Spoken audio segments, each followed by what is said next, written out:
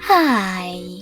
In front of me is OPPO Reno 10 Pro, and today I would like to show you how you can connect it to printer.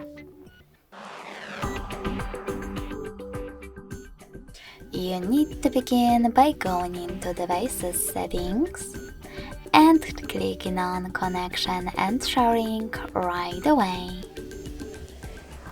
After that, select Print at the bottom. Click on Default Print Service and wait. Your device is now looking for a printer. When it finds one, it will connect to it right away.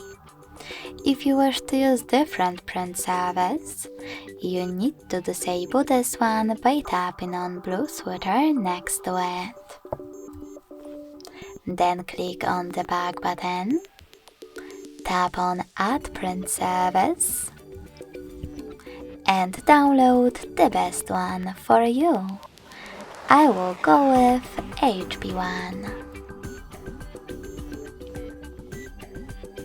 When your service is ready, go into the same settings.